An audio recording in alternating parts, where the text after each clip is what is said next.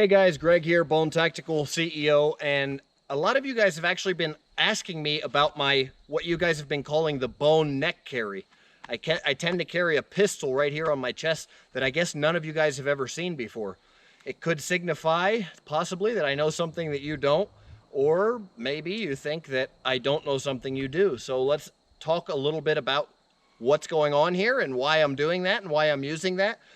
And first, what I would like you guys to right now take into account is think about where my gun is, okay? And comment below right now if you think you know where my gun is, where my pistol is right now, okay? Because I've got it with me, but you can't see it. Now imagine if I'm here on the range doing some training on our private range down here in Central America and doing a little bit of training today with some of the boys, and I've got my Cholombia combat shirt on, which is, you know, the top combat shirt in the industry right now. So basically, you know, I've got the opportunity to wear a shirt like this, and I'm fully kitted out, you know, the best gear in the industry. I like to have good gear when I train. I've got the Cry Precision pants. Yeah, just the best kit for training and for actual operations. So I like to use it when I can. But imagine that I just had a t-shirt and some blue jeans on right now, or a undercover covert concealed carry shirt, something like the El Sicario shirt, something like that, and normal jeans on. Well, what would you think? You would think that I didn't have a gun. You would think that I probably had a laptop in my laptop bag, right? So let's start with that idea. Comment below if you know where my gun is, and then I'll kind of give you guys a little show here of where I have my pistol. I'll give a show and tell of where I have my pistol. All right? So you guys can probably see now where my pistol is. You can see now how quick it is to get my pistol into the place that I want it. I go from here and then I just buckle it, okay? This is a Snake Eater tactical plate carrier right here. What do I like about this, and why do I carry my pistol up so high? Why do I do the neck carry, a lot of you guys have been asking? Well, I'm a really big guy, okay? I'm 6'3", 250. Right now I'm at least 250 and do a lot of cardio, and I ride my bike every day. I've been doing a lot of mountain biking, got some videos coming up on that. Got a sweet mountain bike. I've been doing a lot of mountain biking on the mountains where you can see around me, but I'm still 250. Okay, I'm gonna be a big guy. I'm wide, okay? When I'm trying to squeeze into places that the guys I work with down here in Latin America that are half my size can fit into, I don't want all kinds of gear out here. I don't want a belt that's got tons of stuff all over it. I want to be compact. I also want to have opportunity to be completely concealed. So I can be completely concealed right now. Again, imagine I had blue jeans on and didn't have a bright camouflage shirt on, but I'll just display for you guys here what I'm talking about. If I really had to, I could button this shirt up right now. And again, it would be a little bulky, but if I'm riding in my vehicle and I've got tinted windows, or I'm really trying to conceal something, or even if I'm just trying to comply with the law, because here as a private security contractor, if I don't have a uniform on with the name of my company on it, then I have to be completely concealed. It's one or the other. So right now, everybody sees that I have a gun on, but guess what? It's legal. And extremely fast to access, okay? Just gonna show you guys that as an example, but I'm gonna continue talking. Gracias. I'm gonna continue talking a little bit about why I choose this, okay? I choose it because I'm fast, okay? I'm a slick, seasoned athlete right now. I don't have anything hanging off apart from this, which I can easily unclip and toss it if I don't need to. But it's sometimes nice when you're in the middle of nowhere with no cell phone service or nothing like that to have a GPS device. Okay, it's sometimes nice. But if I really want to go super streamlined and slick, I can. I've got almost nothing on me, but I've got the essentials, absolute essentials. And I can change my pants, I can have shorts, I can have whatever, and just have that bag slung and have this ready to slap on. And guess what? You can have a battle belt that does the same thing. Just clip your battle belt on, right? But does your battle belt give you ballistic protection for an AK-47? No. All right? It's not my primary concern. I could take a hit here, here, here. obviously. It's not my primary concern. But if it's the same difference to me having a battle belt or having a plate carrier, I'm going to choose the plate carrier. But guess what else? I'm sitting there in my car. I'm on my laptop. Okay? If I'm not driving, if I don't have a seatbelt on, if I don't have something else in my lap, if I don't have gear or a backpack with me that's sitting on my lap. All right? So what does that all mean? That means that I'm not going to be able to access that holster that's on my belt very possibly. If I need to armor up, if I'm going into a hot zone, I can just throw my plate carrier on and it's ready to go. Now let's talk. I've had guys say to me, Bone, that position is not a natural position to grab your gun from. Okay, this is a natural position to grab your gun from? Because you've been told that, you think it is. What's your natural self-defense position? Who knows? Comment below if you know what the natural self-defense position is. The first thing that you go to is here. Okay? You go here and you create a side profile. Obviously, if you're wearing a plate carrier, it's going to be a little different. But in 99% of self-defense situations, when you're not wearing a plate carrier, now is the only time we stand straight to our enemy because we have a plate carrier on. But it's still here. The first thing I do is here, because it could be an impact strike. It could be a knife coming in here to cut my carotid. All I got to do is this, and now the knife is cutting here. Okay, now the impact that was going to strike my temple is now just going to strike here, and then I can follow up how I need to follow up. But guess what, guys? When my hands are here, what's the next natural procession of being able to grab that firearm? What's close? What's close? Is this close? Is the appendix close? No. This is very close to that natural. We're retraining. That's what we do here at Bone Tactical. We think outside the box. We develop things that haven't been developed. Okay? And you guys that are commenting on these videos, you're showing your ignorance by saying, why does you bone neck carry? Yeah, guys, maybe I know something you don't know. I'm sitting in my vehicle. This was actually developed before my time from tank commanders, specifically in Desert Storm. A lot of those guys were using pistols up here because they're operating in vehicles, specifically tanks that are tight-quartered vehicles. I'm operating in buildings, in and out of buildings, and vehicles, all kinds of stuff. So what's the best way to carry? Up here, where nothing's going to get in my way between me and my pistol. Anything that's on my lap, anything I'm doing. All right? And now, how fast to access is this pistol? Is it fast to access? Is it usable? Boom, I got to access this pistol. Changing!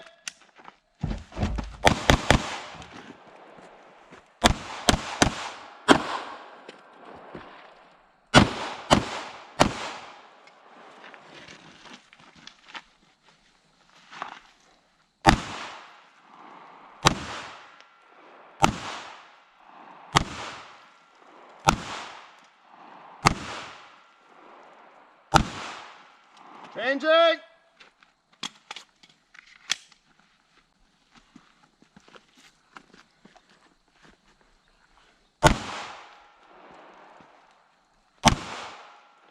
It's fast to access, guys. It's pretty fast to access. Okay, I'm going to recollect my magazines here. It's fast to access. It works. And I can do what I need to do. So, again, let me hear your questions and comments about what you think about why I've got my pistol here.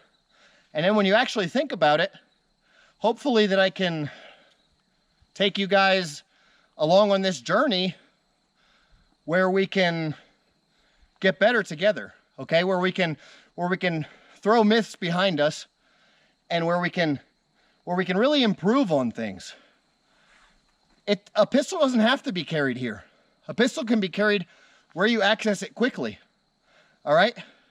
Now, my direction of transfer of energy, my flow from being in a defensive position is here. Okay? Now, I don't want to sweep my guys. So, I'm not going to draw my pistol and sweep my guys. But if I was facing this way, I could draw from here and very quickly transfer to here, okay? Since I'm not gonna sweep my guys with my live rounds in my pistol, I will draw from here and go down and towards the target. But guys, defensive position here, minimum amount of movement to here, press out to here. Even if I don't have to press out, just turn. I'm in here, taking it out the pistol and turning. I can fire from here. And guess what? It's faster than drawing and firing from here. So these are a lot of things that you don't think about. Like I said, I'm going to draw from here because my guys are standing in front of me. I'm going to not sweep my guys with the pistol. But guys, I can pull from here. I can fire from right here. It might be a little dangerous. I might not want to, but I'll show you I can fire from right here. Okay? I just put a round on target from right here. I didn't use the sights. I used feel. How many yards away from my target? ¿Cuántos metros están? 5 metros. 5. Like 5 meters away from my target right now. Okay? So I just put a round on target from 5 meters without looking at the sights. From here, and that's absolutely, if it's absolutely necessary with speed. From here, I can push out, and then I can develop a whole new level of accuracy.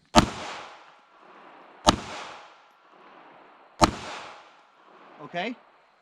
Obviously, a whole new level of accuracy right there. But I'm in here, and I'm close. If I need to reholster, I can reholster here. If I need to access my mags are here. If I need to go to a backup knife, my backup knife is here. I know I'm about to run out of ammo. I just pulled my backup knife, and now I'm firing.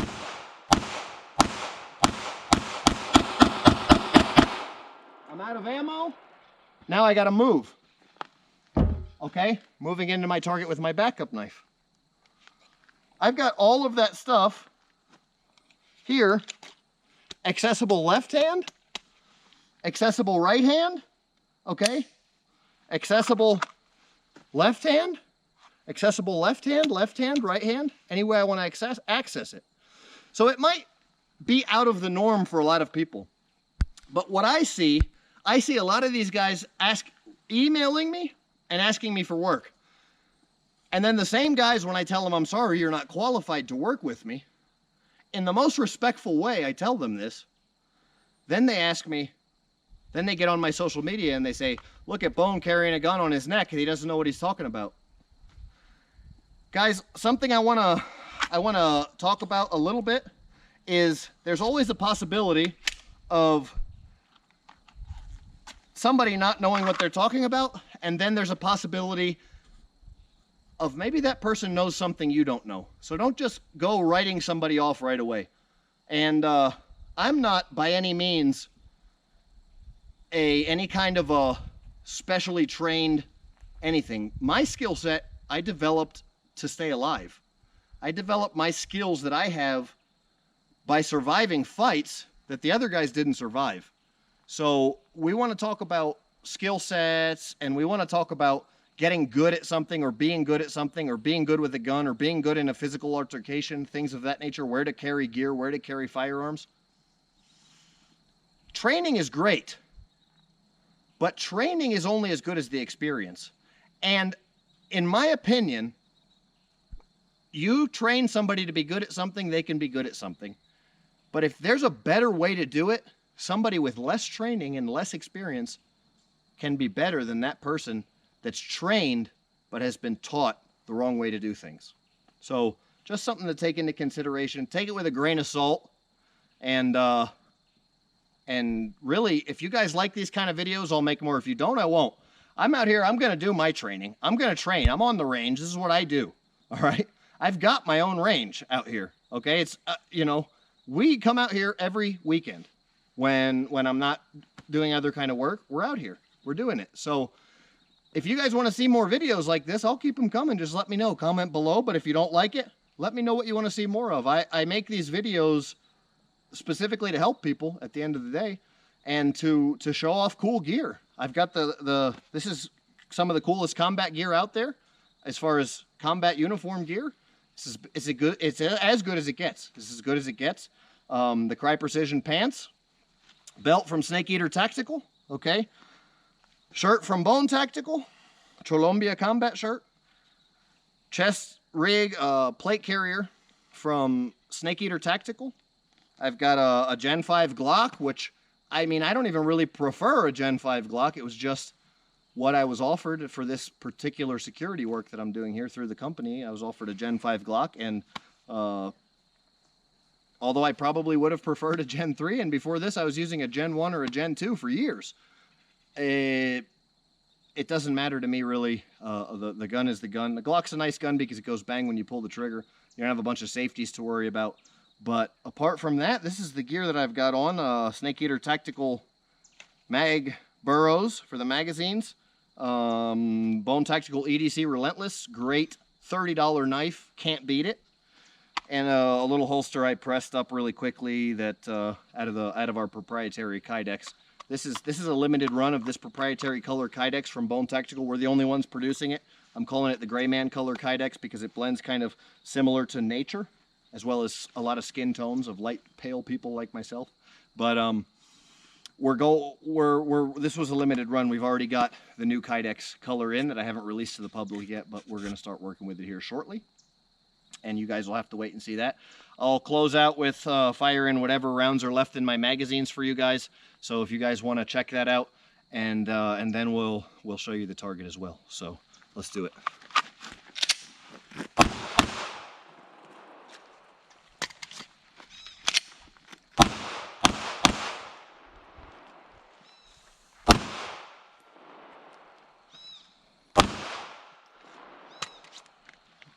That's it, guys. That's all she wrote. Went through 3 mags for you guys.